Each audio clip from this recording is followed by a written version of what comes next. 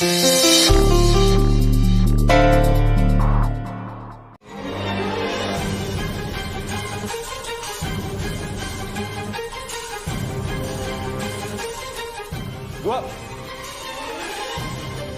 दुआ, दुआ क्या हो गया तुम्हें? सब खैरियत? ऐसे आगे क्यों चली आई हो तुम? हैदर, मुझे लगता है गजल यहीं कहीं थी। वो शायद हमारी बातें सुन रही थी। पता नहीं अचानक कहाँ चली गई। क्या गजल? और यहाँ तो ये क्या कह रही हो तुम? मैं सच कह रही हूँ हैदर। लेकिन यहाँ तो कोई नहीं है।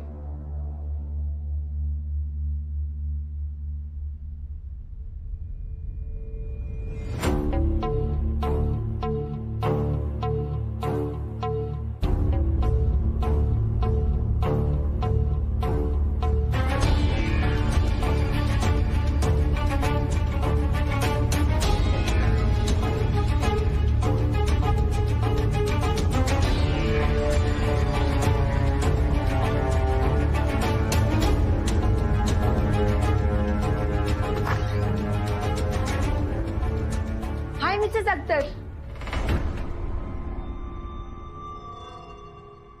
कैसी हैं आप? कैसे डॉक्टर साहब? मैं बिल्कुल ठीक हूँ स्नेहा जी, आप कैसी हैं? बिल्कुल बढ़िया। गायनेकोलॉजी डिपार्टमेंट में कैसा आना हुआ आपका?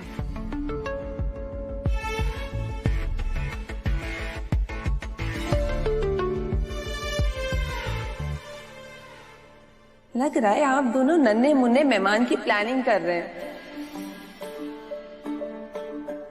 नहीं डॉक्टर, ऐसी कोई बात नहीं है। हम बस किसी और काम से आए थे। दरअसल वो हाँ, मेरी अम्मी। अम्मी अम्मी करना छोड़िए हैदर जी, अब आप दोनों को अम्मी अब्बू बन जाना चाहिए।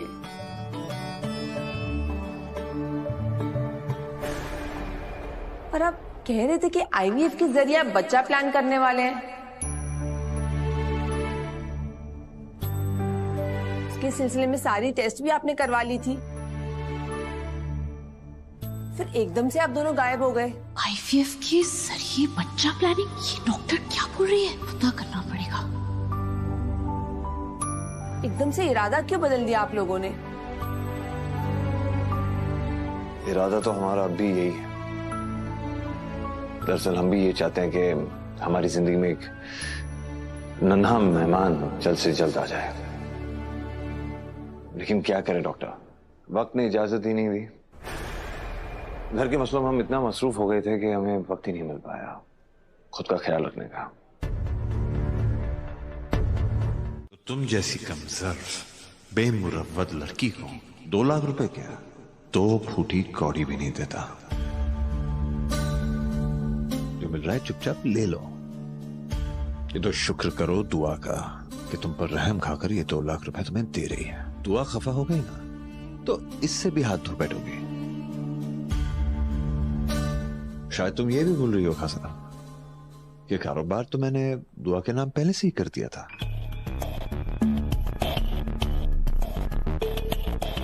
तो ये रकम दुआ से ही दरख्वास्त करके तुम्हें मिल रही है गजर। तो अगर दुआ ने मना कर दिया तो इससे भी हाथ धो बैठोगे। हैदर, आप मेरे साथ खेल खेल रहे हैं। इसमें दुआ का कुछ लेना देना नहीं है। ये सब आप कर रहे हैं, आप मेरे साथ नाइंसाफी कर रहे हैं हैदर। ये सब मैंने तुमसे ही सीखा है खासा। तुम हमेशा मेरी सादा दिली का फायदा उठाती आई हो।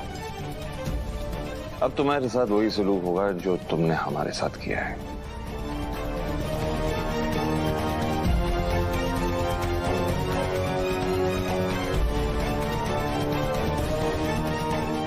और बिजनेस का यही असूल है, एक हाथ ले एक हाथ दे।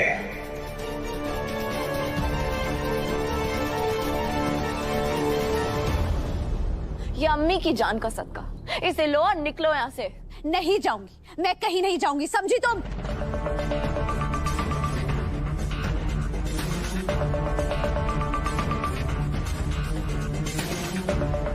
मैंने कहा निकलो यहाँ से, इसे पकड़ो। छोड़ो मेरा हाथ। खुदा खैर करे, धक्के मार के तुझे निकालेंगे इस घर से। नूर बेटा चल, हाथ दे, मुझे मदद कर। अरे मैंने कहा ना मैं नहीं जाऊंगी।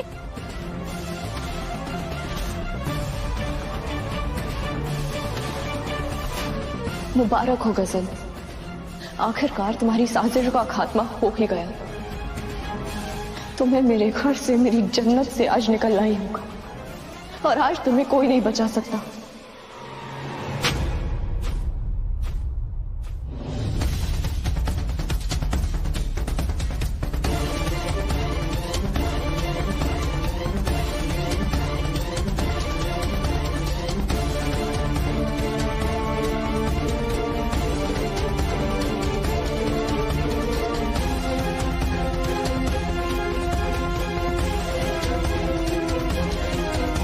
कैसे है तो तुम्हारे साथ रिश्ता नहीं रखेगा? एक तमाचा मारूंगी उसे तो होश ठिकाने आ जाएंगे उसके। एक बात कहूँ तुमसे, मेरा है तो दिल का बुरा नहीं है बेटा, बस उस दुआ के बरगलाने से बैठ जाता है, उसकी बातों में आ जाता है। और तुम क्यों फिक्र करती हो बेटा? तुम्हारी अम्मी है तुम्हारे साथ बेटा। मैं रोकूंगी उस दुआ को। मैं देखती हूँ कैसे वो मेरे हैदू को और तुम्हें अलग रखती है। अम्मी आपको कुछ याद ही नहीं रहता है, आप कैसे अपने जहन में रखेंगी कि आपको मेरा घर टूटने से बचाना है? क्या कह रही हो बेटा? मेरा जहन इतना कमजोर हो गया है, मुझे कुछ याद नहीं रहता? अरे नहीं नहीं बेटा, मैं तो सब याद रखती हूँ। नहीं नहीं अम्मी, आपकी याददाश्त बहुत कमजोर हो गई है, आपको याद ही नहीं रहेगा कि दुआ मुझ पर कितने जुल्म करती है। अम्मी रो मत मेरी जान, याद नहीं रहता ना मुझे? मेरे हाथ पे लिख दे, लिख दे कि मुझे तुम्हारी हिफाजत करनी है। हाथ पे अम्मी? तुम्हें यकीन नहीं है ना मुझ पे? तुम्हारी तसल्ली की खातिर लिख लो मेरे हाथ पे। मेरे बचपन का किस्सा सुनाती हूँ तुम्हें। जब मैं स्कूल में थी और इम्तिहान में चंद जवाब याद नहीं रहते ना, तो मैं अपने हाथ पे लिख लिया करती थी, मास्टर जी से और मेरी अम्मी से छिपा कर। एक लफ्ज पढ़ते ही पूरा जवाब याद आ जाता था। वाह मेरी बीमारी की दुकान, तुम्हारी ये आदत अब मुझे भी अपने इम्तिहान में पास कराएगी। दुआ और दुआ के बहकावे में आने वाले लोग गजल को घर से निकालने की कोशिश करें। आपको हर कीमत पे दुआ को रोकना है, इसके लिए चाहे आपको अपनी जान ही क्यों ना देनी पड़े। जान चली जाए मगर गजल घर से नहीं जाएगी। आप किसकी तरफदारी कर रही हैं? किसके खिलाफ खड़ी हुई हैं? आपको पता है इस शैतान ने दुआ के साथ क्या क्या नहीं किया? दुआ तो छोड़ो, हमारे खानदान की नींव ये कमजोर करती जा रही है।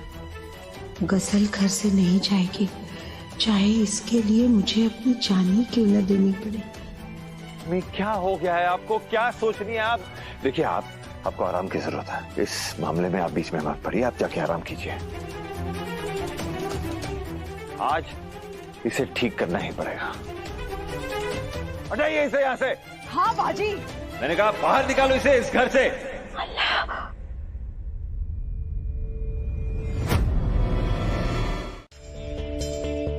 अंदर क्या हो रहा था अम्मी?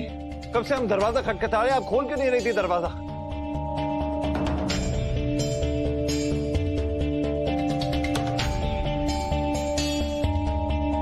क्या ये बदसात आपको नुकसान पहुंचाने की जुर्रत तो नहीं कर रही थी? खुदा खैर करे हैदर, मुझे तो यहाँ मामला कुछ उल्टा नजर आ रहा है। बाजी ठीक लग रही है और ये जो गजल है ना, ये मुझे छिली हुई मुर्गी नजर आ रही है।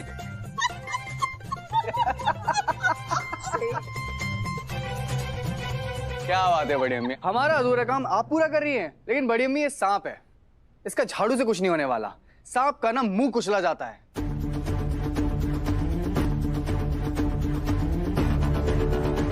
अल्लाह मारा है अम्मी ने।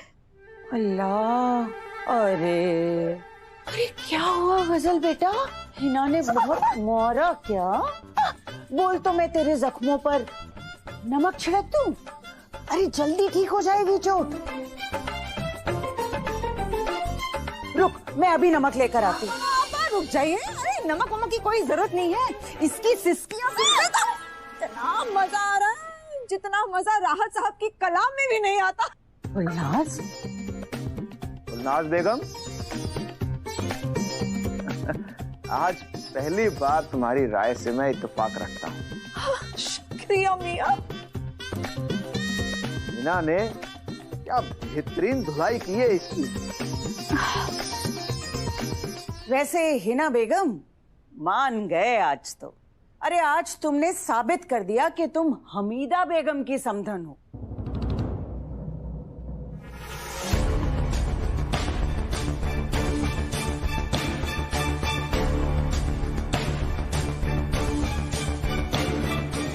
इधर लगता है अम्मी को सब याद आ गया।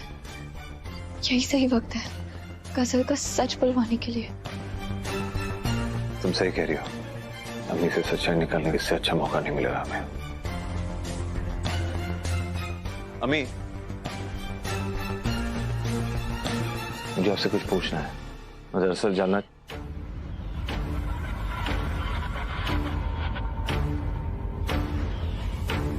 पहले मुझे एक अधूरा काम पूरा करना है।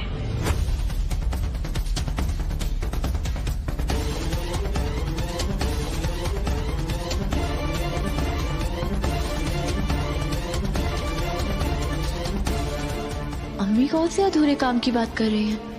कहीं वो गजल की और पिटाई तो नहीं करने वाली हैं?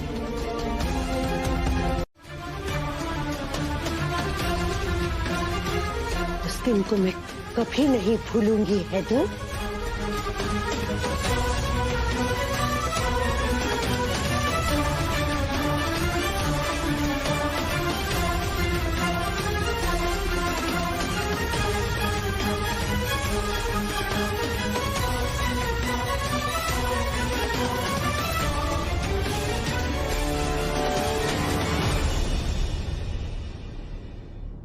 अरे मर गई। अब ये बता देगी कि धक्का मैंने ही दिया था। अब मुझे कौन बचाएगा भला? बताइए अम्मी। बोलिए अम्मी, बताइए।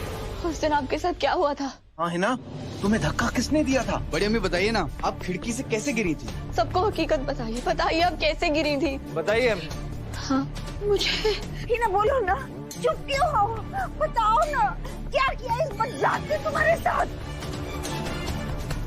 अम्मी आप रुक क्यों गई? बोलिए ना क्या बात है। हाँ बाजी बताइए, बोलो ही ना।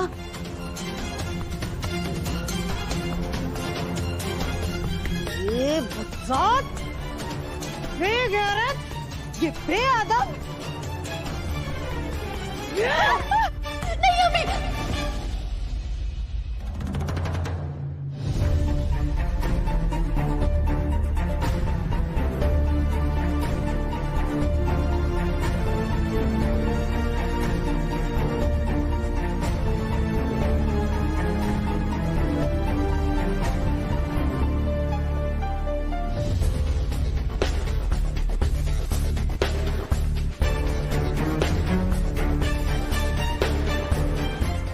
क्या बात है, आप रुक क्यों गई?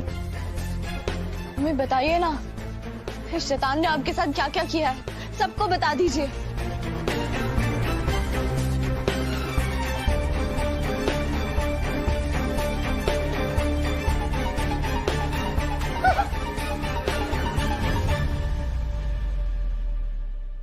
गजल जान, बेटा मेरी जान, तुम यहाँ नीचे फर्श पे क्या कर रही थी बेटा?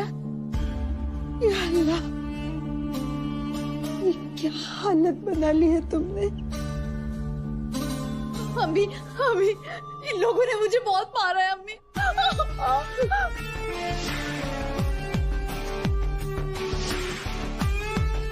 अम्मी देखिए, बहुत मारा अम्मी। अम्मी की दिमागी हालत बिगड़ नहीं रही है, बल्कि सुधर रही है। खैर करे, वाह, कहाँ सुधर रही है उनकी दिमागी हालत? अरे पल पल में तो उनका दिमाग यहाँ वहाँ लुढ़कता रहता है। रोहान की अम्मी, मैं समझाती हूँ। आप लोगों को याद है जब हम कमरे में गए थे तो गजल को आप लोगों ने गौर से देखा था? ऐसा लग रहा था जैसे अम्मी ने उसकी पिटाई की। अगर अम्मी ने उसकी पिटाई की है, इसका मतलब जरूर अम्मी को कुछ याद आया होगा, तभी तो अम्मी ने उसके साथ ऐसा सलूक किया। हमने देखा ना, अम्मी गवाही भी देने वाली थी, मगर अचानक उन्हें वो दिन याद आ गया जब मैंने उसकी पिटाई की थी। अम्मी आज के किस्से में और उस दिन के किस्से में उलझ के रह गई है और आज के किस्से को पुराना वाला किस्सा समझ रही है। इससे ही साबित होता है कि अम्मी को कुछ याद आ रहा है, टुकड़ों में ही सही, मगर उनकी याददाश्त वापस आ रही है।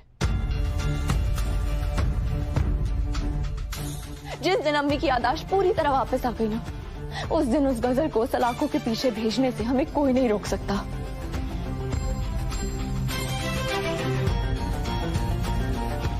इसका मतलब अम्मी के दिमाग में धूप छाव का खेल चल रहा है।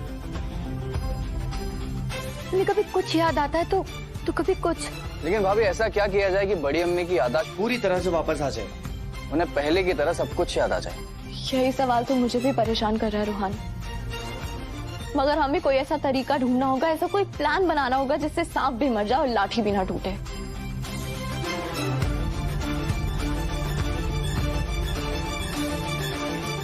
हमारी अम्मी की तबीयत बहुत नाजुक है, हम बस यही दरख्वास्त कर रहे हैं आपसे कि जल्द से जल्द उन्हें ठीक कर दिया जाए।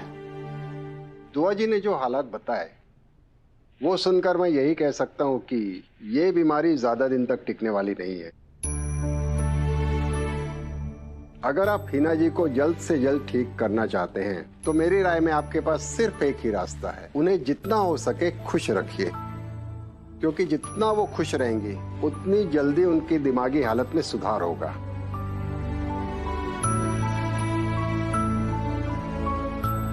ऐसा कोई तो पल होगा जब हिना जी बहुत खुश हुई होंगी। याद कीजिए वो कौन सा दिन था? हमारा निकाह।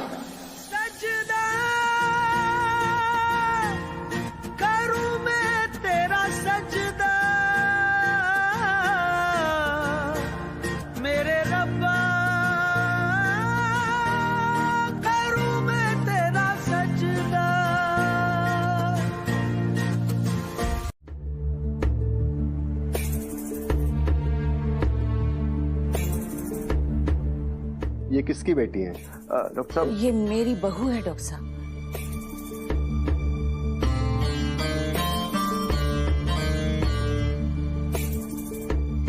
ये पेट से है क्या?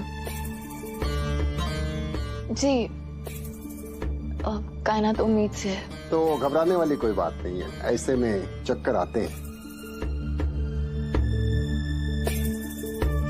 मैं कुछ मेडिसिन लिख के दे रहा हूँ, आप बाद में दे दीजिए। चलता हूँ। शुक्रिया डॉक्टर।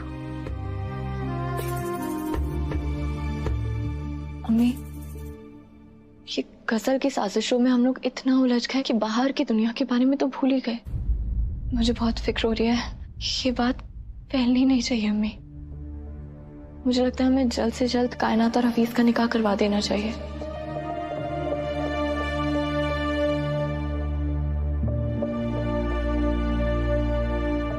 कब से तैयार हूं दुआ। मुझे तो हर वक्त यही डर लगा रहता है कि कहीं मेरा पोता हराम की औलाद ना कहलाए।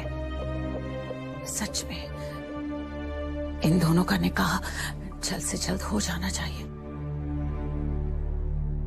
मगर हिना की जो हालत है उससे मुझे तो नहीं लगता है कि इस घर में कभी भी शहनाई बचेगी। अम्मी, पर इससे सही वक्त क्या हो सकता है?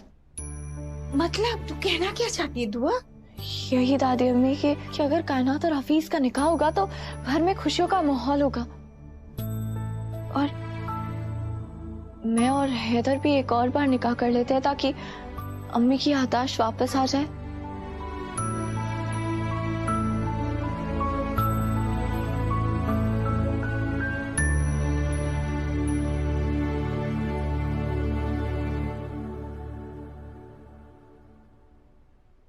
दुआ बिल्कुल सही कह रही है, हमारी अम्मी की खुशी के लिए हम कुछ भी कर सकते हैं। मैं दोबारा सहरा भी पहन सकता हूं।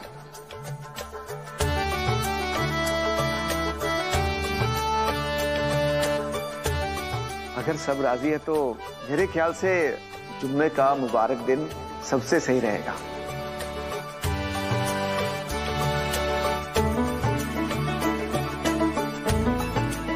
हमीदा बहन, आपको कोई एतराज तो नहीं है? कैसी बातें कर रहे हैं आप? मुझे क्यों एतराज होगा? फिर तो सब ठीक है। मैं काजी साहब को फोन करता हूँ। कि हिना जैसी नेक और अख्तर मंजिल जैसे पाक घर में मैंने इस जल्लाद बेटी की शादी करा दी। दूसरा ये कि हिना बिना वुजू किए तुमसे बात कर रही हूँ, मुझे माफ कर दो। और तीसरा ये कि मुझे हिना से दोबारा माफी मांगनी चाहिए थी, वो मैंने नहीं मांगी। बस कीजिए अम्मी, बस कीजिए। आप ये क्या कर रही हैं आप? अरे गजल के साथ मिलकर इन्होंने मेरी जिंदगी बर्बाद कर दी। ये गजल से कम शैतान नहीं है, इनसे माफी मांगने की कोई जरूरत नहीं है।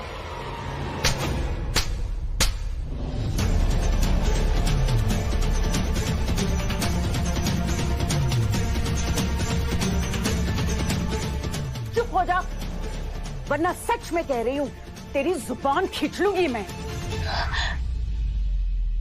तू जैसा समझती है ना हिना वैसी नहीं है। अगर हिना बदतमीज, बेहया, बेशरम, मक्कार, धोखेबाज, घर तोड़ने वाली, दूसरों की बातों में आकर अपने बेटे की जिंदगी बर्बाद करने वाली पत्थर दिल इंसान होती तो तुझे तो कब का घर से बाहर निकाल दिया होता। लेकिन हिना ऐसी नहीं है। वो तो शुक्र मना अल्लाह का, शुक्र मना हिना का, जो हिना ने तुझे आज तक यहाँ पर रखा हुआ है, वरना तेरे सर पर ना छत नहीं होती। और तू मुझे माफी मांगने से रोक रही है?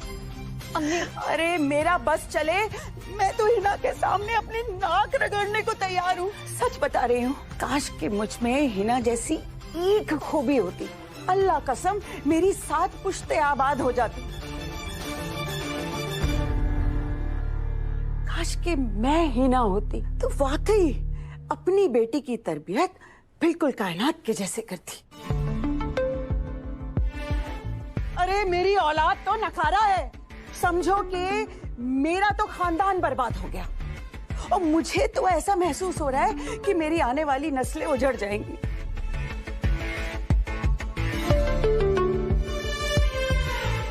हिना, एक गुजारिश कर रही हूँ मेरी सहेली, अपने बाग का एक फूल मुझे दे दो जिसकी खुशबू से मेरा खानदान महक उठे।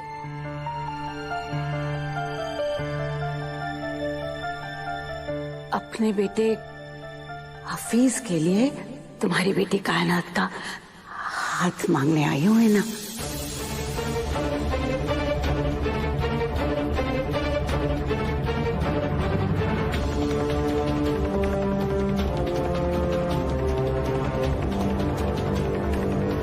ऐसा मत कहिए खाला जान, मैं मानता हूं मेरी बाजी बहुत बुरी है,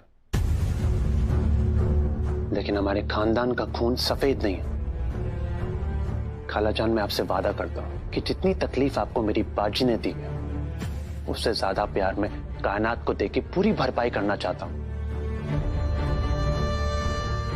जितनी बुरी मेरी बाजी है, उससे ज्यादा अच्छा हम कायनात को रखेंगे। मैं और अम्मी हमारी हैसियत से ज्यादा कायनात को प्यार करेंगे। खुदा के वास्ते मान जाइए खाला जान।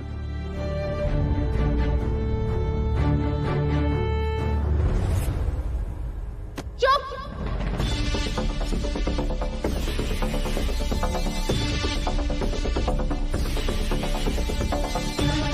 नाटक कंपनी में थे तुम सब, हाँ? ये मगरमच्छ के आंसू किसी और के सामने बहाना। हम दोनों तुम्हारी फितरत से वाकिफ हैं। तालाब में एक मछली गंदी हो तो समझ आता है, अरे तुम्हारा तो पूरा का पूरा तालाब ही गंदा है। तुम और दुआ एक ही थाली के चट्टे बट्टे हो। हमें तुम फर्रुखाबाद वालों से कोई ताल्लुक नहीं रखना है। चलो निकलो यहाँ से, निकलो। हाँ हाँ, सही कह रही है मेरी बहू। हफीज का रिश्ता हमें मंजूर नहीं है, मतलब नहीं है।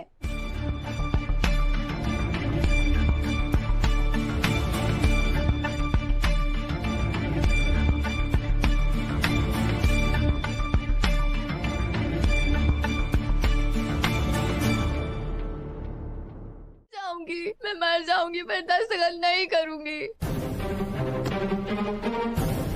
मुझे फर्क नहीं पड़ता, कल की मरती आज मर, लेकिन मरने से पहले ना इन तलाक के कागजात पर दस्तखत जरूर कर जाना। हैदर आप ऐसा कैसे बोल मैं ऐसा कर सकता हूँ, साइन करो। मैं साइन नहीं करूंगी। मेरे साइन करो। मैं नहीं करूंगी साइन। हैदर रुक जाओ, दस्तखत कर।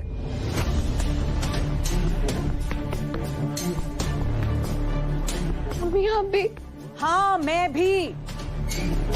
तू ना इसी लायक है, तलाकनामे पर दस्तखत कर। नहीं अम्मी।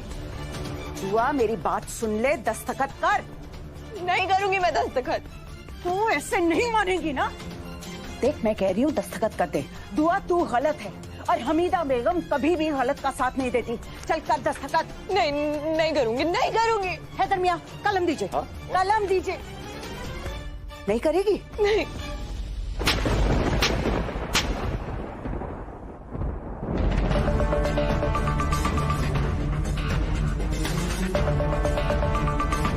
नहीं करेगी, नहीं करेगी।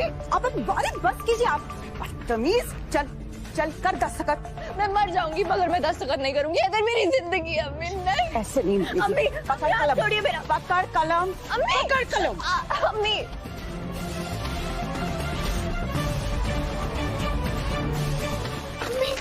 मानी करती रहती है, सबकी जिंदगी अजाब करके रखी हुई है। ये लो हैदर मियाँ, हो गया दस्तखत। दादी अभी मैं लुट गई। अम्मी देखिए मैंने दस्तखत भी ले लिया।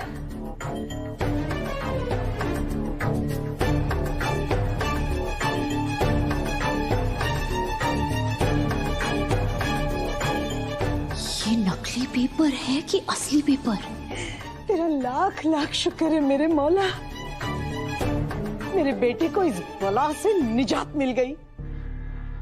अरे कोई काजी साहब को इत्तला करो, कायनात और हफीज के निकाह की तारीख पक्की करनी है। अरे हिना उसकी जरूरत नहीं पड़ेगी। मतलब मैंने काजी साहब से बात कर ली है। कल हल्दी और मेहंदी कर लेंगे, शाम को थोड़ा गाना बजाना हो जाएगा और फिर परसों दोनों का निकाह पढ़वा देंगे।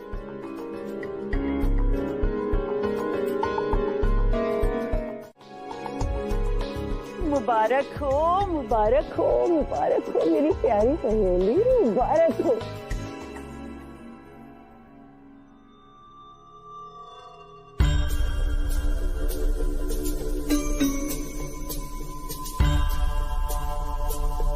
हाँ, ये लोग नाटक कर रहे थे। तुम वाकई बहुत दिलदार हो। तुमने मेरी बात मानकर मेरा दिल रख लिया है ना। तुम्हारा एहसान मैं ताउम्र नहीं भूलूंगी। चलो चलो सब काम पे लग जाओ, कितनी तैयारियां करनी है हमें। जेवर वगैरह तो तैयार है, कपड़े खरीदने हैं, दुल्हन का जोड़ा बनाना है। कायनात का जहेज तो आला दर्जे का होना चाहिए, पूरा हौस खास देखने के लिए उमड़ना चाहिए। रुहान बेटा, रुहान जल्दी आ, बहुत तैयारियां करनी हाँ है। बड़ी अम्मी, आ रहा हूँ मैं, आ रहा हूँ। सारे अरमान पूरे बड़ी अम्मी करने आपने मुझे याद किया, बहुत खुश नजर आ रही हैं। खुशी का ही तो मौका है बेटा। कायनात का निकाह तय हो गया है हफीज के साथ। क्या बात कर रही हैं आप? हाँ, और अगर अल्लाह ने चाहा ना तो परसों ही वो मुबारक दिन होगा जब कायनात और हफीज का निकाह होगा। क्या बात है बड़ी अम्मी, तो बहुत खुशी की बात है। माशाल्लाह माशाल्लाह, सबको बहुत बहुत मुबारकबाद। हफीज भाई आपको भी बहुत बहुत मुबारकबाद। बस अल्लाह करे किसी की नजर ना लगे इन खुशियों पे। चलो चलो, वक्त जाया नहीं कर सकते हम। हाँ। हमें तैयारियां करनी है। रवि तुम भी हाथ बटाओ, आ जाओ। अरे अरे अरे अरे ये कागजात कहाँ लेके जा रही है अम्मी? मेरा कहने का मतलब है कि इन्हें मैं संभाल के रख देता हूँ ताकि इधर से उधर ना हो जाए। दीजिए मैं संभाल लेता हूँ। सही कह रही हाँ, हूँ, संभाल के रखना। आप फिक्र मत कीजिए। चलिए बड़ी अम्मी आइए। हाँ हाँ चलो। रवि चलो अम्मी हम शुरुआत करते हैं। कायनात को बस मुझे खुश देखना है। देखो गजल, गौर से देखो ये क्या है। फैमिली कोर्ट के ऑर्डर्स हैं। तुम्हारे और हैदर के तलाक पे होने वाली सुनवाई की तारीख है इसमें।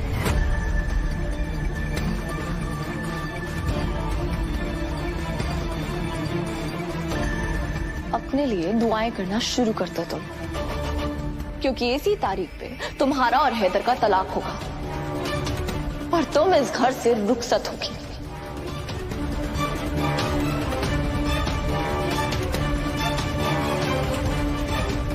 और इसके बाद तुम्हें मालूम है तुम कहां जाओगी? सीधे जेल।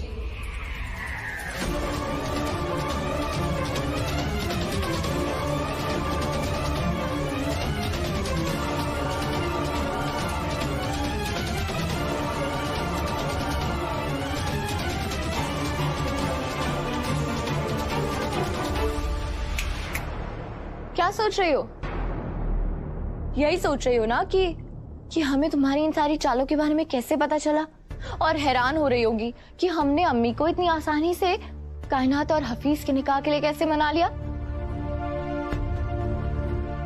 मैं बताती हूँ। वो देखो, वो रहा सीसीटीवी कैमरा।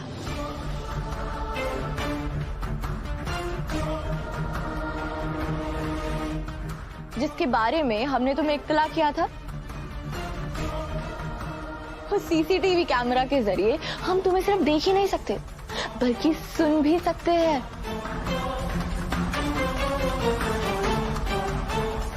तुम ही बताओ गजल, हम जैसा दुश्मन तुम्हें कहां मिलेगा, जिसने तुम्हें साफ साफ कहा था, समझाया था कि कोई चालबाजी मत करना, कोई चाले मत चलना, मगर तुम नहीं मानी तो अब तुम्हारी गलती है ना।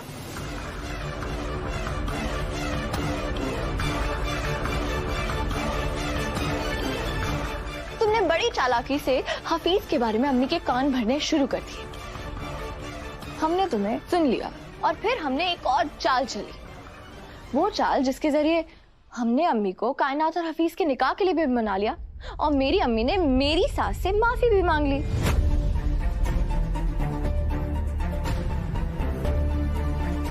और इस तरह हमने तुम्हें तुम्हारे ही जाल में फंसा दिया और बाजी मोड़ ली।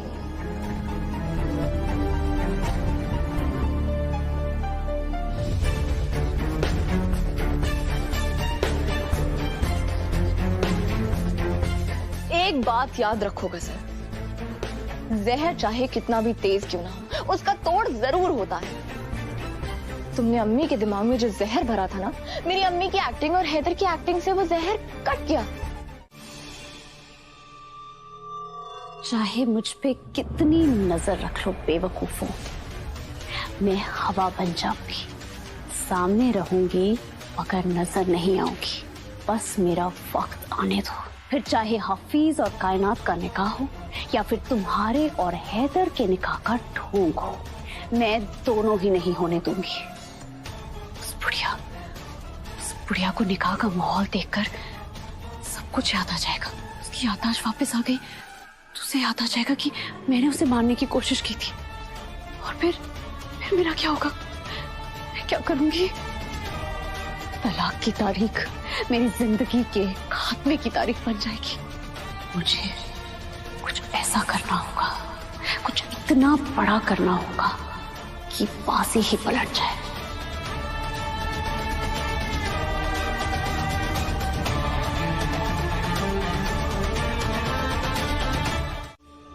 आप दोनों को अम्मी अब्बू बन जाना चाहिए।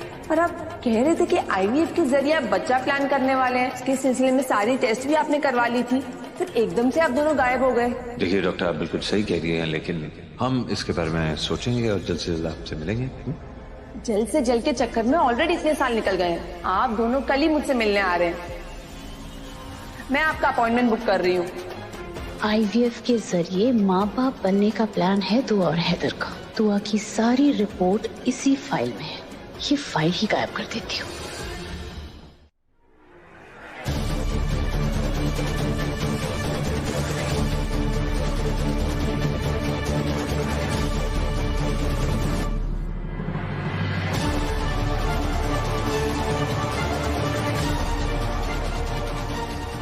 या अल्लाह, अब क्या करूं? कहीं इन्होंने आईवीएफ की फाइल मेरे हाथ में देख ली तो गजब हो जाएगा। इस दुआ से आजादी मिलने वाली है। फिर दुआ तो क्या, उसका साया भी हम पे नहीं पड़ेगा।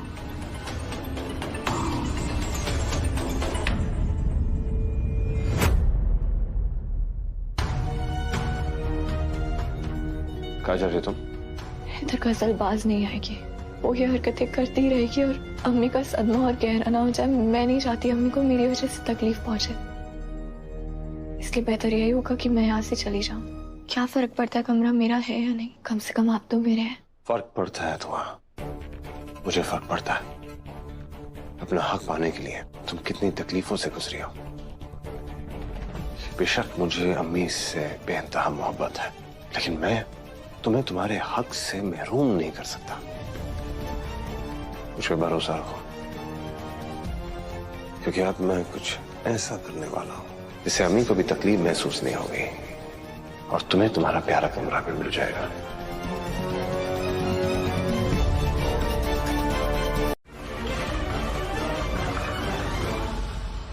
मैं क्या बताऊं अम्मी, मैं क्या बताऊं? है तू बेटा, क्या हुआ?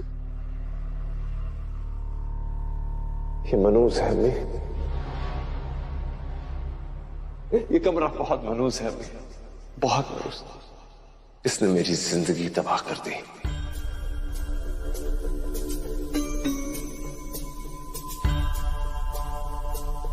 क्योंकि ये कमरा मुझे दुआ की याद दिलाता है और मैं दुआ के साए से भी दूर रहना चाहता हूं अम्मी, इसलिए मैं यहां नहीं रहूंगा, हरगिज़ नहीं रहूंगा। और ना ही मैं गजल को इस कमरे में आने दूंगा। आप खुद सोचिए अम्मी, खुद सोचिए। जब तक तलाक की कार्रवाई पूरी नहीं हो जाती, ना तो हम दुआ को इस कमरे से निकाल सकते हैं, ना ही इस घर से। सोचिए अम्मी, जब पूरी तरह दुआ इस घर से निकल जाएगी, चली जाएगी, तो फिर गजल की मर्जी है, वो जा जाए वहां रहे, कोई रोकने टोकने वाला नहीं होगा, है ना? सही कह रहा हूं ना अम्मी?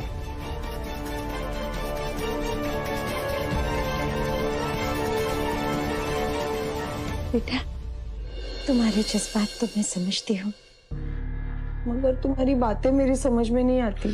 सीधी सी तो बात है अम्मी, इस कमरे से मेरे और दुआ का ताल्लुक जुड़ा हुआ है।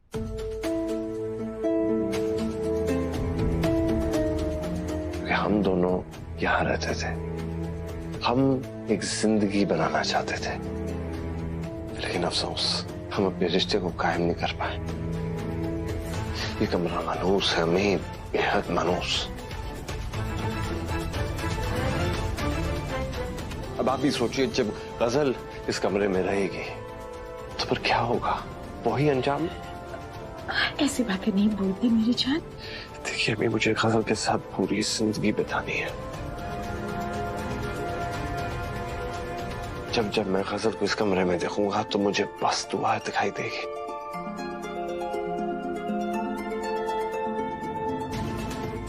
और मैं नहीं चाहता कि मैं दुआ को याद भी करूं, क्योंकि दुआ जैसी भी है, मैं जैसी भी है, मेरी जिंदगी का हिस्सा रह चुकी है।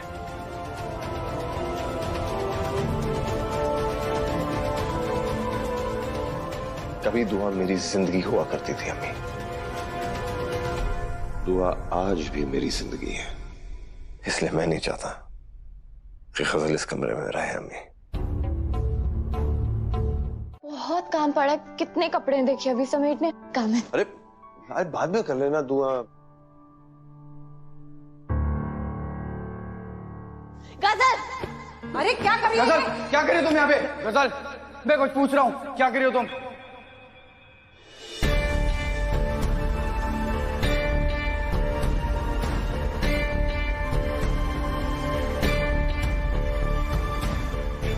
क्या हुआ दुआ?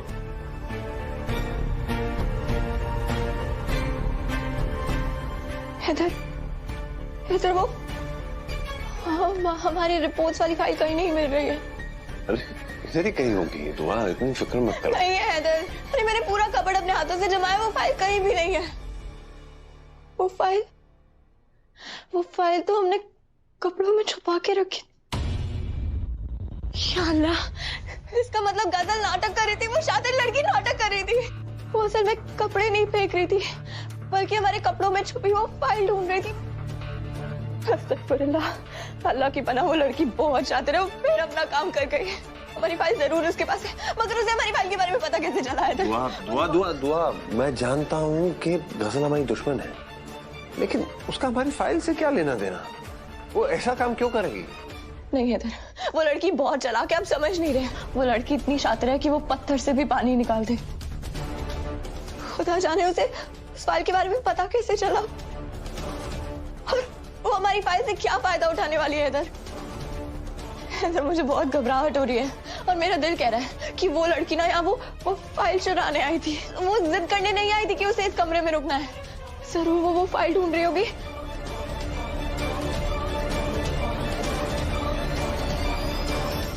गजल के हाथ लग गई तो पता नहीं क्या होगा।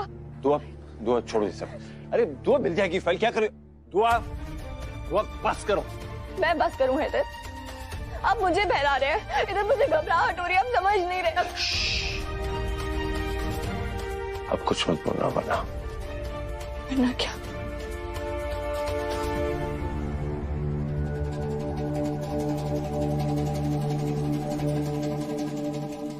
तुम्हारा मुंह मुझे अच्छी तरह बंद कराना आता है। ये सब इन बातों का वक्त नहीं है, आप समझ नहीं रहे हैं।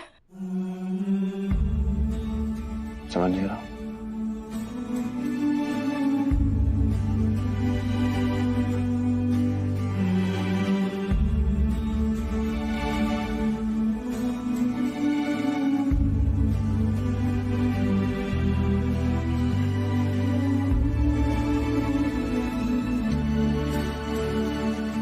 ये रही तुम्हारी फाइल।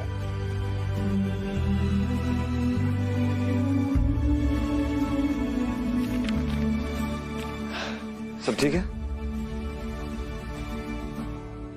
अरे आप ही ना हैदर, बहुत जालिम है, परेशान कर दिया था मुझे। और तुमने जो परेशान किया उसका क्या? इतनी फिक्र मत किया करो दुआ, मेरी जान।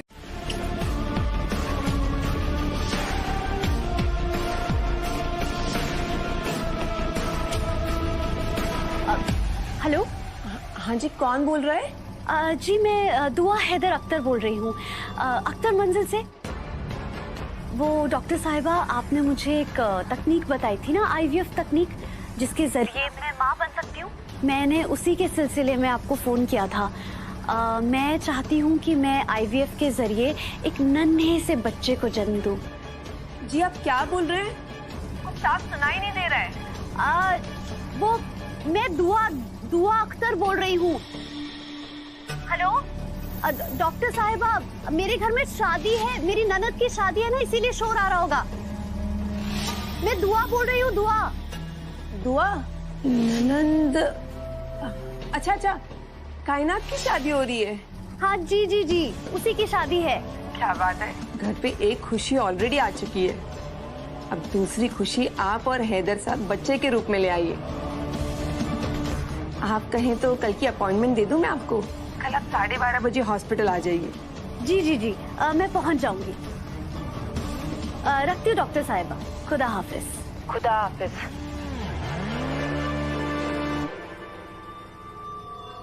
अब आएगा असली मजा। दुआ अक्सर अपनी एड़ी चोटी का जोर लगा रही है मुझे इस घर से बाहर निकालने के लिए, और वो कम अकल हैदर अख्तर, वो भी उसका साथ दे रहा है। लेकिन ये लोग नहीं जानते कि मैंने इस खानदान में अपनी जड़ें और भी मजबूत कर ली है। अब ये सब चाहे जो कर ले, मुझे इस घर से बाहर नहीं निकाल पाएंगे। मियाँ बीवी के दरमियान बच्चे से ज्यादा मजबूत रिश्ता ना कभी हुआ है और ना कभी होगा। ये ऐसी जंजीर है जो दोनों को बांध के रखती है और कभी नहीं टूटती। दुआ तो इस खानदान को बच्चा दे नहीं सकती, मैं दूंगी इस खानदान को उसका पहला चिराग। कि मेरी दुआ ने तो यही सिखा है मुझे और हमारे घर वालों को कि हमें हमेशा मुसीबत का सामना करना चाहिए, और मुसीबतों से परेशान होकर हम अपनी आइंदा जिंदगी के मंसूबों को खत्म तो नहीं कर सकते ना। और ये भी तो सोचो कि इंशाल्लाह जब हमारा बच्चा होगा उससे हम भी को कितनी खुशी महसूस होगी। और वो तो खुद ब खुद ठीक हो जाएगी, हंसेगी खेलेगी उसके साथ। दुआ, खुशी से बड़ा इलाज कोई नहीं होता। आप बिल्कुल सही कह रहे हैं। मुझसे भी अब और नहीं रहा जा रहा है। आईवीएफ के जरिए हमें अपना ये ख्वाब पूरा कर लेना चाहिए। मैं अभी डॉक्टर को फोन कर देती हूँ और कल की अपॉइंटमेंट ले लेती हूँ। वो नहीं, हम ऐसा नहीं कर सकते। कल कायनात की हल्दी है तो हम तो क्या? देखो, बहाने बनाना बंद करो, ठीक है? ये हल्दी की रस्म पूरा दिन थोड़ी चलने वाली है। हल्दी खत्म होते ही हम डॉक्टर के पास चलेंगे। और अगर हाँ, तुम डॉक्टर का अपॉइंटमेंट लेने से हिचकिचा रही हो या तुम्हारे पास वक्त नहीं है, तो मैं कल टाइम निकाल के डॉक्टर से मिल सकता हूँ। तो तुम डॉक्टर से बात करो और कल की मेन्यू की डिस्कशन में करके आता हूँ।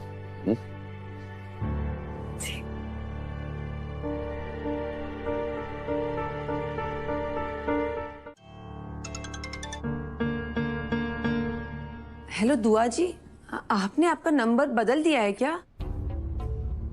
आपने मुझे किसी अनजान नंबर से फोन किया था। हाँ, अनजान नंबर से? मतलब? जी, आपकी तरफ से फोन। अच्छा छोड़िए ये सब, आप कल 12:30 बजे हॉस्पिटल आ जाना। आपकी अपॉइंटमेंट है, ठीक टाइम पे आना, कोई बहाना नहीं चलेगा। हाँ ठीक है डॉक्टर साहब, पर आप किस अनजान नंबर की बात कर रही हैं? हेलो दुआ जी, मुझे एक अर्जेंट फोन आ रहा है, मैं आपसे बाद में बात करती हूँ। पर डॉक्टर साहबा किस अनजान नंबर की बात कर रही थी और मुझसे क्यों कर रही थी? एक मिनट,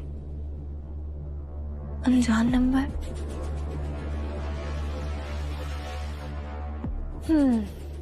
जरूर हैदर ने फोन कर दिया होगा और अपॉइंटमेंट ले ली होगी। डॉक्टर साहबा के पास हैदर का नंबर भी नहीं है। क्या मेरे मौला, मेरे शौहर की ख्वाहिश पूरी कर दीजिए। आप ये जोड़ा गजल को नहीं दे सकती। क्यों नहीं दे सकती? इसमें मेरा हक है। ये मेरे निकाह की सालगिरह पर आपने मुझे दिया था, आप ये ऐसे कैसे दे सकती हैं? वैसे किस शादी की बात कर रही हो तुम? हैदू के साथ तुम्हारी शादी ही नहीं बची, तो किस शादी की सालगिरह की यादें तुम संजो रही हो? अब चुपचाप तलाक के कागजात पे दस्तखत करो और मुझे तुमसे आजादी देता हूं।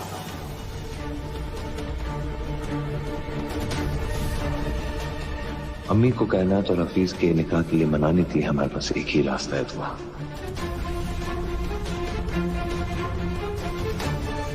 कायनात और हफीज के रिश्ते के लिए अम्मी को ये बात नहीं बता सकती।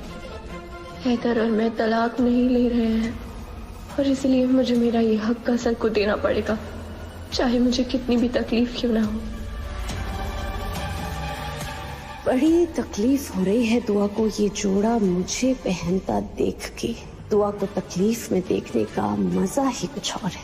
ये तो कुछ भी नहीं है मेरी सौतन, मैं तुम्हें ऐसी तकलीफ देने वाली हूँ जिसकी तीस तुम्हारी जान ले लेगी। बस एक बार मैं अपने काम को अंजाम दे दूं, फिर देखना तुम्हारा क्या हाल होता है। अभी तक यही खड़ी हो?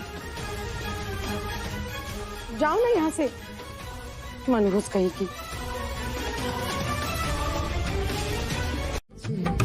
देखो वीर मेरे कितने खुश हैं।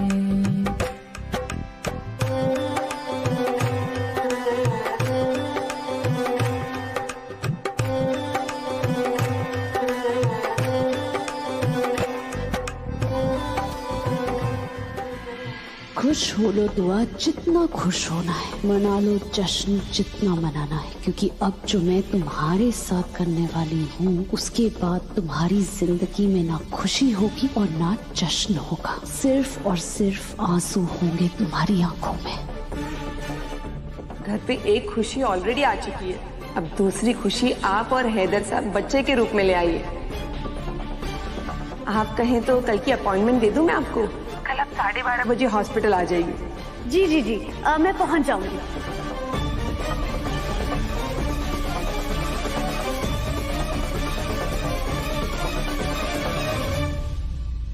बस बस रुक जाओ। क्या हुआ दादी? दूल्हा दुल्हन को बुलाओ। रस्में निभाने वक्त निकला जा रहा है। सही बोल रही दादी। जाओ बेटा जाओ। चलो भाई दुआ हाफिज को लेके आओ।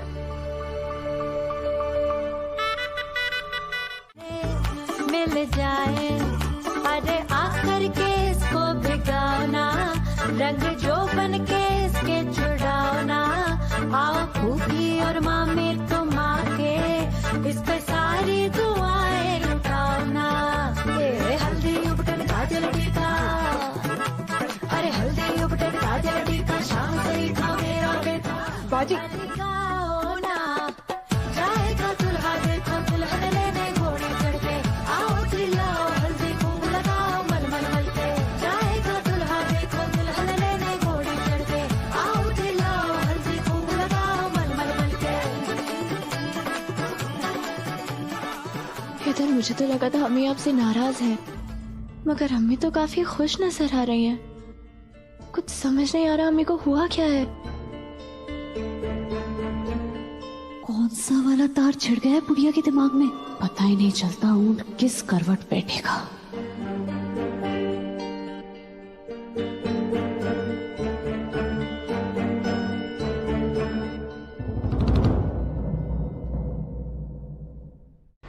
अम्मी अम्मी अम्मी अम्मी अम्मी अम्मी संभालिए खुद को, बैठिए, आइए बैठिए, देखिए आपको सांस चढ़ जाएगी। हट जा पगली।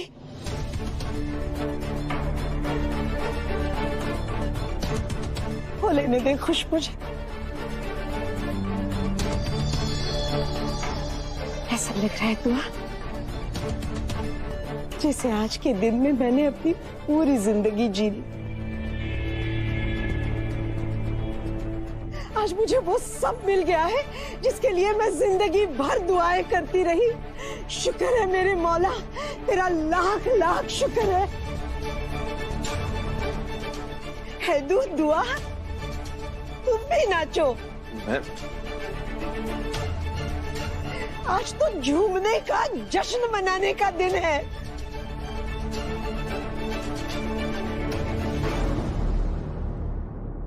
पता नहीं लगता इस बीमारी की दुकान के दिमाग में कब किस वक्त कौन सी खिड़की खुल जाएगी। अब पता नहीं ये क्यों नाच रही है, क्यों नचा रही है। इससे पहले कि इसकी तमाशेबाजी कोई और रंग लाए, मुझे अपने काम को अंजाम देना होगा। वक्त निकला जा रहा है। क्या हुआ मेरी बच्ची, तू परेशान क्यों लग रही है? अम्मी वो गजल कहीं नजर ना, उजाले जब जश्न मनाते हैं तो अंधेरे का जिक्र नहीं करते मेरी बच्ची। और वैसे भी वो शैतान अगर यहाँ होती ना तो हम सबको इतना खुश देखकर जरूर कुछ ना कुछ गलत कर देते। ये तो अच्छा ही है ना कि उसने हमारी खुशियों के बारे में सुना नहीं और पता नहीं कहाँ चली गई। जी। और हैदर मियाँ, आपको नहीं लगता कि आपने थोड़ी सी देर कर दी? अब यही फैसला अगर आप वक्त रहते ले लेते तो मैं पहले ही नानी बन जाती ना।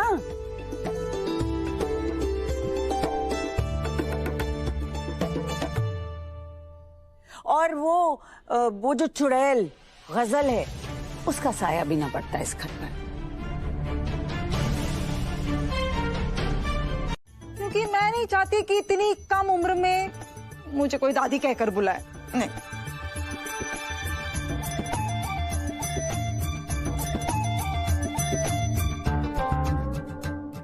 हाँ भाई तुम तो नूर की बड़ी बहन जो लगती हो, और इतनी छोटी उम्र की लड़की को कोई दादी बुलाए तो अच्छा थोड़ी लगेगा। और नहीं तो क्या अम्मी, अब देखिए ना मुझे 30 से तो थोड़ी सी ज्यादा लगती हूँ ना।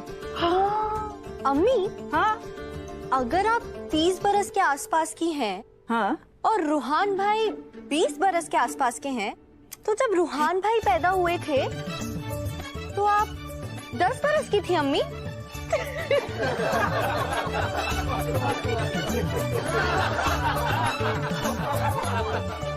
नहीं नूर बेटा, 10 से कुछ महीने कम। दुआ वाह मेरी बच्ची, अल्लाह तुम्हें हमेशा खुश रखे, आबाद रखे। हैदर, खुदा जाने तुम्हें यकीन आएगा भी या नहीं, मगर मैं फिर भी कह देती हूँ, मैं आज सच में बहुत खुश हूँ, बहुत खुश हूँ मैं। हैदर, मैं तुम्हारी छोटी अम्मी बनकर कभी तुम्हारा दिल तो नहीं जीत पाई, मगर मैं वादा करती हूँ कि तुम्हारे बच्चे का दिल मैं छोटी दादी अम्मी बनकर जरूर जीतूंगी।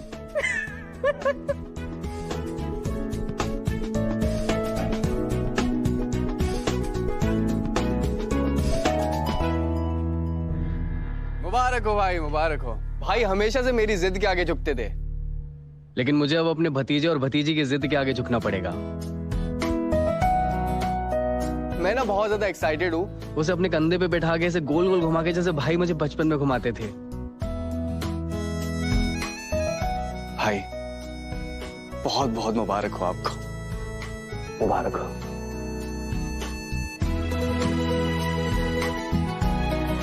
और भाभी, अब बहुत ही खूबसूरत अम्मी लगेंगी, और जो मेरा भतीजा या भतीजी आएगी मैं उसका सीक्रेट लॉक करूंगा, जैसे आप मेरी हैं। डॉक्टर साहिबा, आप समझने की कोशिश कीजिए। आप हैदर के सैंपल्स बाद में ले लीजिएगा ना, अभी आप मेरे टेस्ट कर लीजिए और प्रोसीजर शुरू कर दीजिए। अरे आपको उनको बुलाने में क्या परेशानी है? अब क्यों नहीं बुला रही है हैदर साहब को?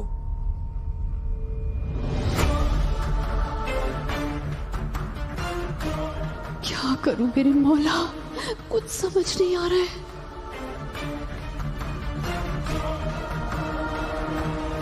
अब बुलाइए उन्हें, वरना मैं फोन करती हूँ। नहीं नहीं नहीं नहीं डॉक्टर साहिबा, मैं करती हूँ फोन, मैं बात करती हूँ।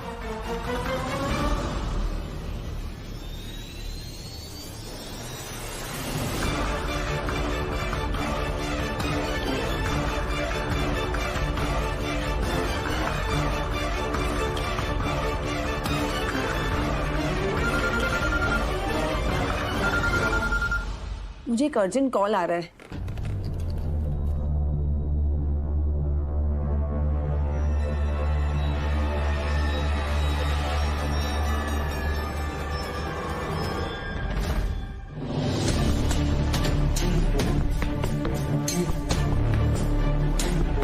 या मौला, ये दोनों यहाँ कैसे आ गए?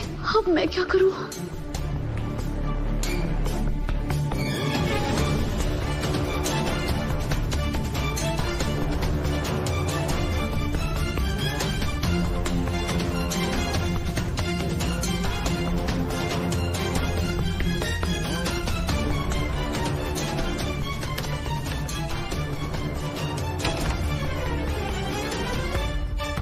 Excuse me.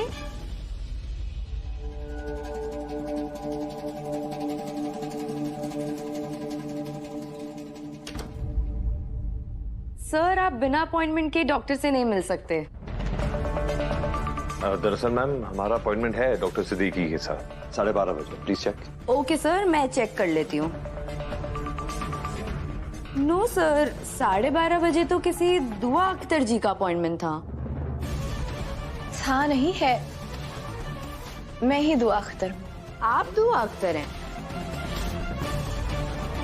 दुआ अख्तर तो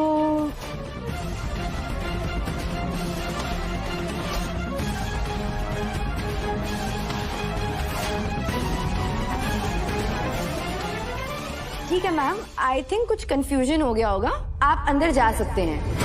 आज मेरा जनाजा उठना तय है। हैदर ने मुझे यहाँ देख लिया तो मैं जिंदा नहीं बचूंगी।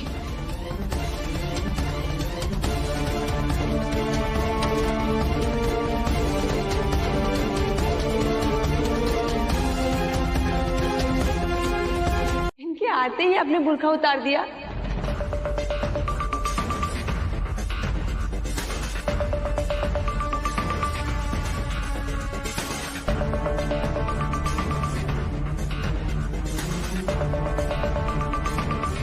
ये डॉक्टर मुझे मरवाएगी।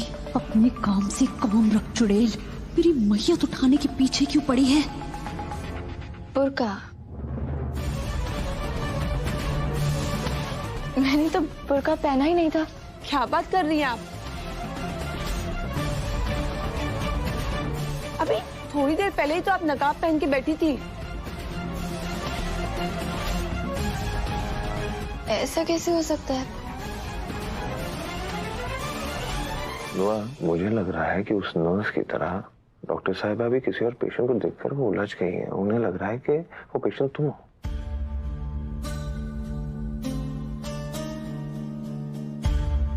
चलो जाने दीजिए। अब आपकी फाइल दीजिए, मुझे सारी रिपोर्ट्स चेक करनी है। लीजिए।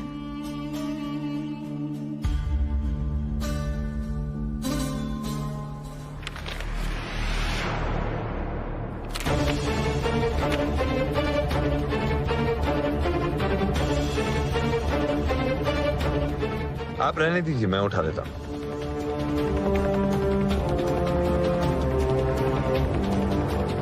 कहीं ऐसा ना हो हैदर पेपर उठाने के चक्कर में मुझे देख ले।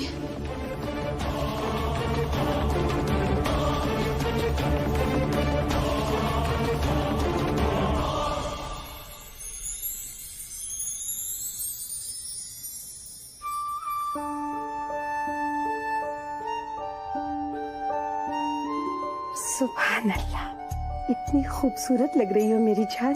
तुम्हारे चेहरे पर इतना नूर आया है कि आज तुम्हें देखकर चांद भी शर्मा जाएगा। मेरी मौला, मेरी बेटी को हर बुरी नजर से बचाना। अल्लाह आपको भी जल्दी ठीक कर दे अम्मी। मैं ठीक हूँ मेरी जान। आज तुम्हारा दिन है, अपने हिस्से की सारी खुशियां बटोर लो। ये दिन जिंदगी में दोबारा नहीं आने वाला। मैं तब तक बाकी की तैयारियां देखती हूँ। अल्लाह करे आपकी याददाश्त वाली बीमारी जल्दी से ठीक हो जाए, जिससे आप उस गजल का असली चेहरा पहचान सको और उसे आप पुलिस के हवाले कर सको, जिससे हमारे खानदान की खोई हुई सारी खुशियां वापस आ जाएंगी।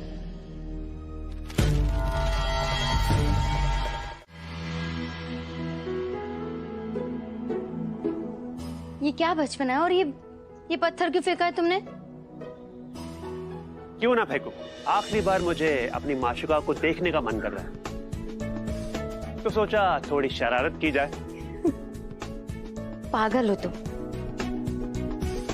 एक मिनट, ये आखिरी बार देखने का क्या मतलब? तुम्हारी जानकारी के लिए बता दो कि तुम्हारी जो ये माशुका है ना, वो हमेशा के लिए तुम्हारी होने वाली है। मैं जानता हूं कायनात, मैं तुम्हें हासिल कर लूंगा, तुम मेरी बीवी बन जाओगी और वो माशुका कहीं खो जाएगी। मैं सारी जिंदगी अपनी बीवी के साथ गुजारने वाला हूं कायनात, और ये आखिरी लम्हा है जो अपनी माशुका के साथ बिताऊंगा। मैं ये पल खूबसूरत ही नहीं, बहुत बहुत बहुत खूबसूरत बनाना चाहता हूं। क्या बात है हफीज भाईजान, क्या बात है? हा? अरे हफीज भाईजान, एक दिन की बात है, थोड़ा सा सब्र कर लो। ऐसे छुप छुप के मिलने की क्या जरूरत है? रुफान, ऐसी कोई बात नहीं है, मैं तो बस सिर्फ कायनात से बात करने आया था, ऐसा कुछ नहीं है। हमें अच्छे से पता है कि तुम लोगों को भी ऐसे छुप छुप के मिलने में बड़ा मजा आता है। रुहान, तुमने कश्मीर वाले खालू को दावत दी है? जाओ जाओ देखिए, जाओ जाओ जल्दी जाओ। नूर, तुम देख रही हो कैसे हफीज भाईजान बात को बदल रहे हैं? हाँ, अच्छा एक काम करो नूर, तुम जाके ना बड़ी अम्मी को बुला के लाओ, तो वो देखेंगी, खुद समझेंगी क्या माजरा है यहाँ पे, उनको भी समझ में आएगा ना। नहीं नहीं, रुको रुको, तुम जानते हो ना अम्मी इस मामले में कितनी सख्त है। निकाह होने से पहले मैं हफीज की शक्ल भी देखूं, ये अम्मी को पसंद नहीं आएगा। हाँ हाँ हाँ, ठीक है, तो ठीक है, नहीं बताएंगे हम उनको, लेकिन हमारी एक शर्त है, तुम दोनों को हमारे लिए कुछ करके दिखाना होगा। क्या करना होगा? तुम दोनों को ना हमारे लिए डांस करना होगा। ये बिल्कुल सही है, एक जना गाना गाएगा और एक जना डांस करेगा। चलो चलो। रुहान, नूर, ये बहुत ज्यादा हो रहा है तुम दोनों का। हाँ बड़ी अम्मी, रुक जाओ, करेंगे ना हम। हाँ, हम दोनों डांस करेंगे। एक काम करती हूँ, मैं गाना गाऊंगी और हफीज डांस करेंगे। कायनात। हाँ ये सही है, चलो शुरू हो जाओ।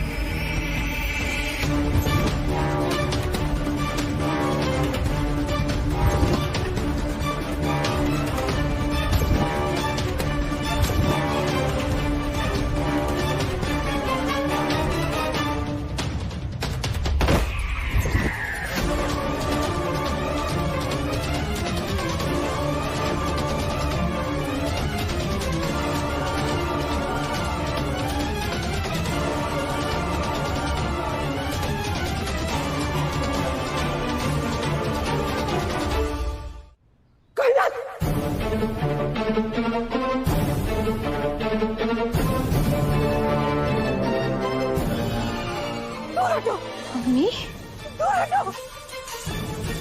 हीना, बाजी, हीना, हीना, खालाजान, चलो चलो हमीदा, बैठ जाइए, बैठो, आराम से, कोई मत जाना वहाँ, कोई नहीं जाएगा। लीजिए बड़ी अम्मी पानी पीजिए। वो गजल मेरे कायनात को धक्का दे देगी उस खिड़की से। बड़ी अम्मी आप प्लीज पानी पीजिए। आप कुछ नहीं होगा, आप प्लीज पानी पीजिए, हम सब आपके साथ हैं यहाँ, ठीक है?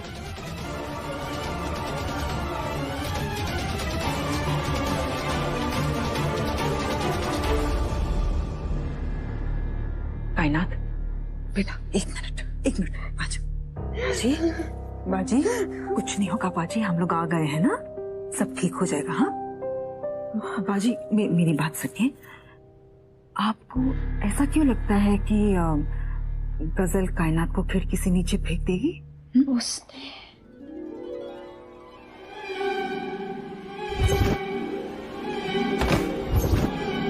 उसने मुझे भी क्या? आपको भी क्या बाजी? उसने मुझे भी खिड़की से नीचे फेंक दिया था।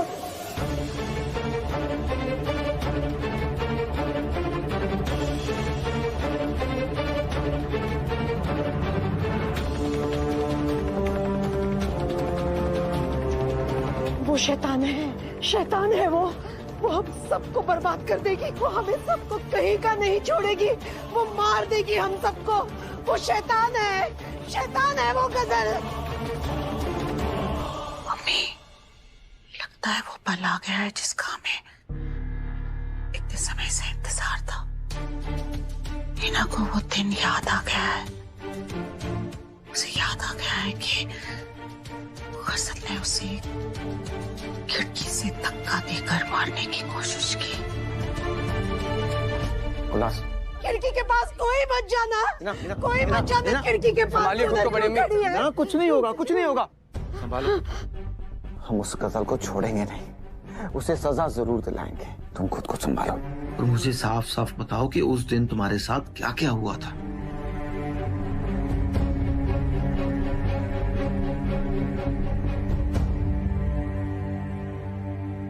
मुझे उस दिन का हर एक लम्हा याद है। मैं वो दिन जिंदगी भर नहीं भूल सकती राहत साहब। हीना, क्या हुआ था उस दिन? उस दिन मेरे भरोसे का खून हुआ था। उस दिन मेरा भरम टूटा था। उस दिन मैं मर गई थी राहत साहब। नहीं ना, ऐसे नहीं बोलते। खुदा आपको सलामत रखे। आप जैसों की वजह से ही तो हमारा समाज चल रहा है। सच बताऊं तो मेरा दिल चाहता है कि आपको सलामी दूं। अब आपके साथ एक फोटो ले सकती हूँ?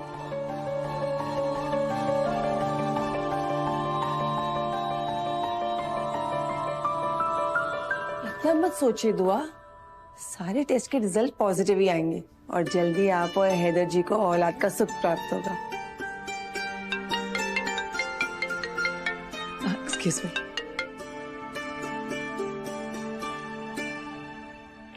शुक्रिया। पर मैम ये बुरखे में फोटो लेने का क्या मतलब आपका? वो हमारी तहजीब में गैर मर्दों को अपनी सूरत दिखाना गुनाह माना जाता है। ये तो गजल की आवाज है। हमें सिखाया गया है कि हम एक अजीम दौलत है जिसे बुरके की तिजोरी में ही रहना जरूरी है, वरना कोई भी ऐरा गैरा चोरी करके ले जाएगा। इसीलिए पर्दा रखना जरूरी है।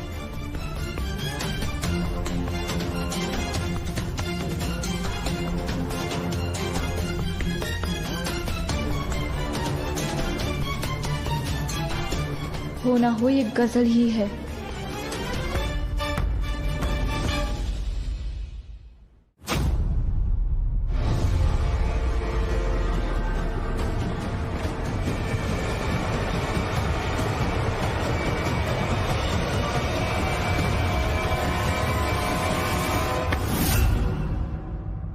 क्या कर रही हो तुम दुआ? कहाँ हो तुम? मैं वहां प्रोसीजर रूम के बाहर तुम्हारा इंतजार कर रहा था। देखो मेहंदी और बाकी सारी रस्में भी तो पूरी करनी है ना, हमें घर चलना चाहिए। चलो। हाँ हैदर, हम घर चलेंगे, मगर उससे पहले मुझे अपना एक शक दूर करना है। अरे सब छोड़ो, चलो ना, घर बाद में देखेंगे। हैदर एक मिनट दे दीजिए। शक? इस दुआ को मुझ पे शक तो नहीं हो गया? कहीं इसने मुझे यहाँ देख लिया तो बचा ले मौला।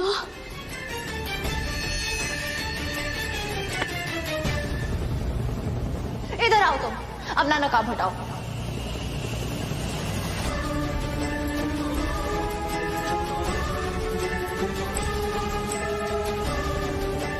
ये तो अब नहीं मानने वाली, ये मुझे बेनकाब करके ही रहेगी। अब क्या करूं मैं? या मौला बचा ले मुझे। क्या कर रही हो इस औरत के साथ? क्या दुश्मनी है इसके साथ? कौन है ये? भाई देखेंगे, अब रुक जाइए। हटिए। दुआ क्या कर रही हो?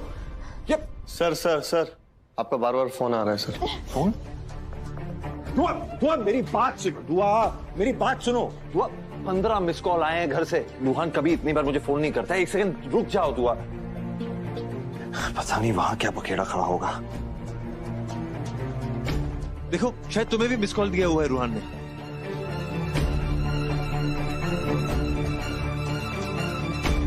रूहान फोन में नहीं उठा रहा, अबू को ट्राई करता हूँ। मुझे भी काफी कॉल्स आए हैं इधर, पता नहीं घर पे क्या हुआ होगा। या मौला मेरे मौला, उधर हीना की बच्ची ने सब कुछ उगल के मेरी जान आफत में डाल दी है, और यहाँ ये दुआ नकाब उठाकर मेरा सत्यानाश करना चाहती है। मदद मेरे अल्लाह, मदद। अल्लाह खैर करे, घर पे सब ठीक हो। अबू भी फोन नहीं उठा रहे हैं। मुझे ऐसा लग रहा है शायद अम्मी की तबीयत ना खराब हो गई हो। नहीं इधर ऐसा नहीं हुआ होगा, नहीं तो किसी ना किसी ने हमें मैसेज तो किया होता ना। दुआ वो अम्मी की देखभाल में मसरूफ होंगे। आप फिक्र मत कीजिए, मगर घर जाने से पहले मुझे उससे निपटना है। तुम बाद में निपट लेना। देखिए आई एम रियली सॉरी। दुआ चलो मेरे साथ। मैंने तुम्हारी अम्मी को बेइज्जत किया, सुनाई नहीं दिया हमीदा बेगम? और हाँ, एक बात का ख्याल रहे, दोबारा अपनी सूरत जिंदगी में मुझे कभी मत दिखाना। तुम्हारे खानदान को गालियां दी मैंने, सोच कैसे लिया तुमने कि मेरी फूल जैसी बच्ची का हाथ में तुझ जैसे कसाई के हाथों में दूंगी? चल दफा हो जाए यहाँ से, और मेरी बेटी की तरफ आंख उठाकर देखने की भी जुर्रत मत करना। अरे मेरा बस चले ना तो मैं तुम्हारे पूरे खानदान को खत्म कर दूं।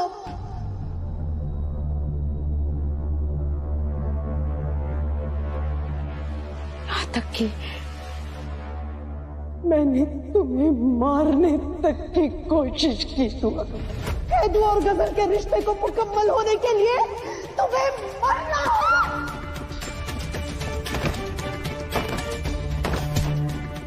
आज कोई बीच में नहीं आएगा, चोट लग जाएगी। है तो दूर हो जा। आज इस पर खत्म करके लाऊंगी। मेरे मौला, मुझे मौत क्यों नहीं आई? अम्मी, मैं मर क्यों नहीं गई? मैंने ये हाथ उठाए तुम पर, मेरे हाथ टूट क्यों नहीं गए? बेटा तुमने मुझे हमेशा अपना कहा, और मैं बदनसीब तुम पर बहतान लगाती रही। अम्मी कोई बात नहीं अम्मी, हम शांत हो जाएंगे। आपकी तबीयत खराब हो जाएगी। हमदर्दी की ना तुमने मेरे साथ हमेशा, और मैं तुम्हारी जिंदगी आजाब बनाती रही। जब तुम्हारा ये शौहर उस बदजात आवारा लड़की से निकाह करके घर में आया,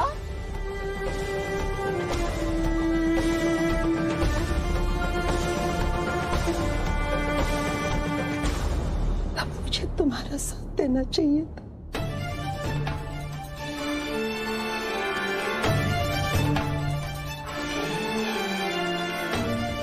तुम्हारे साथ खड़ा होना चाहिए था मुझे, लेकिन मैं कमजोर, मैंने उस शैतान का साथ दिया। इस घर में कोई मुझे हैदर की बीवी मानने के लिए तैयार नहीं है। मैं तुम्हें हैदर की बीवी होने का दर्जा दिलाऊंगी। तुम्हारे और हैदर के निकाह का डंका भी बजेगा और दुआ की वो हालत होगी जिसके बाद वो किसी के साथ नजरें मिलाने के काबिल नहीं बचेगी।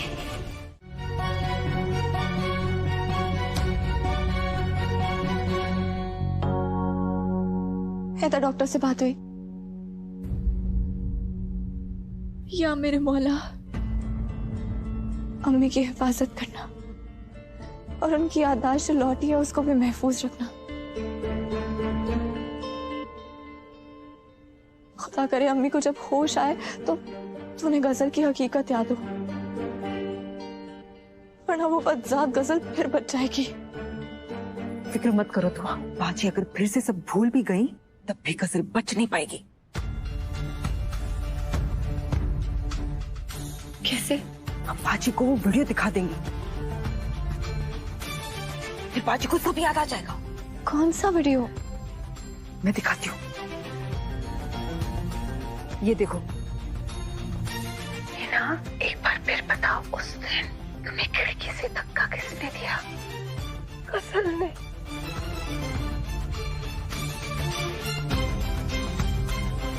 गजल ने मुझे खिड़की से धक्का देके नीचे गिरा दिया।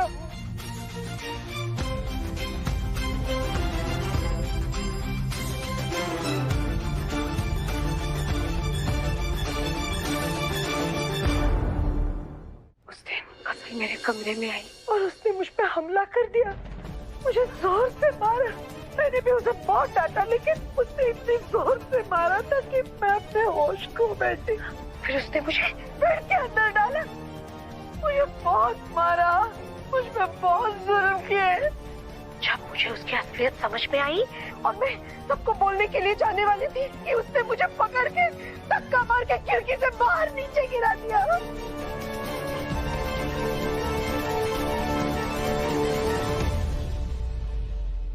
शोहन की अम्मी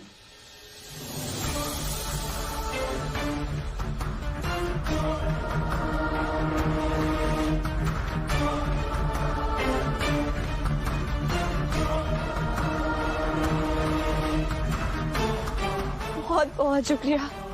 आप सोच भी नहीं सकती ये वीडियो बनाकर आपने हम सब पे कितना बड़ा एहसान किया। इस वीडियो के जरिए ना सिर्फ गजल को सजा मिलेगी, बल्कि ये भी साबित होता है कि देर से ही सही मगर सच्चाई और अच्छाई की हमेशा जीत होती है।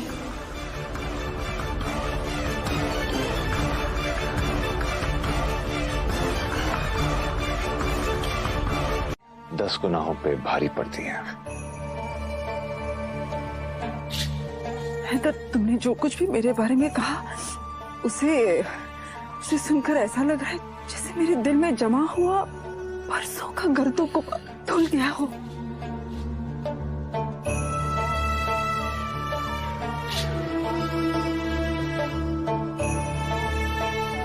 मैंने सारी जिंदगी आपसे नफरत की है, लेकिन अब मुझे समझ आने लगा है आप मेरी अम्मी की सिर्फ सौतन नहीं बल्कि एक अच्छी इंसान भी है।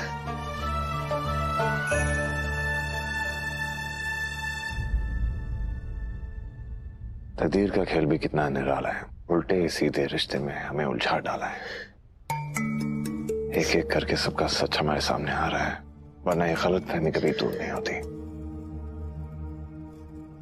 हैदर, मैंने भी तुम्हें हमेशा गलत समझा है, मुझे माफ कर दो। वैसे अगर सौतेली माँ से सौतेली को नजरअंदाज कर दो तो सिर्फ माँ बच जाती है।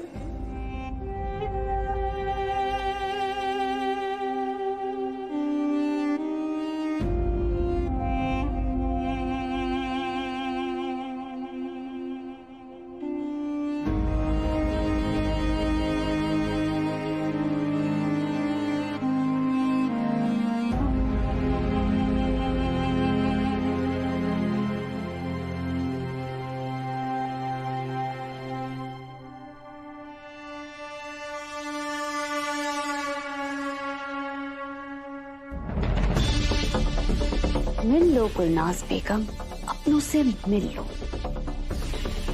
मुझे फंसाकर तुम सबकी नजर में अच्छी तो बन गई, लेकिन इससे तुम्हारा कोई फायदा नहीं होने वाला। मैंने अगर तुम सबके अरमानों पर पानी ना फेर दिया तो मेरा नाम भी गजल नहीं। तैयार हो जाओ, मैं ऐसी चाल चलने वाली हूँ जिसके बाद तुम सब चारों खाने चित हो जाओगे।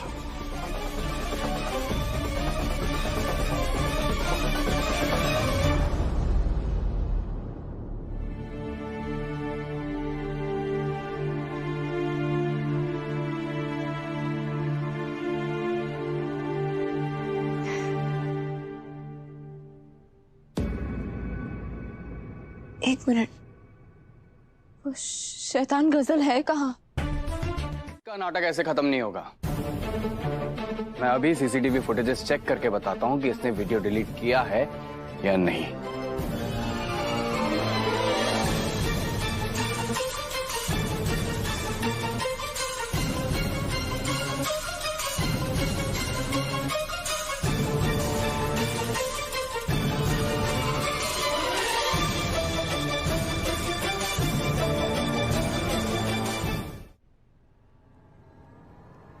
ये देखिए बड़ी अम्मी, इस वीडियो को ध्यान से देखिए।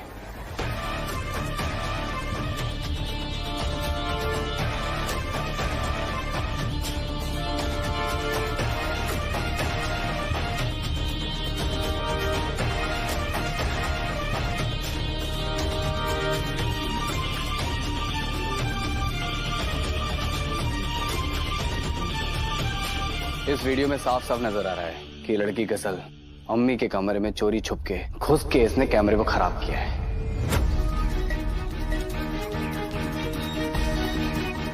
अब बड़ी अम्मी, आप इससे सवाल कीजिए कि इसने कैमरे के साथ छेड़खानी क्यों की, कैमरे को खराब क्यों किया। बोलो, कैमरा खराब क्यों किया तुमने?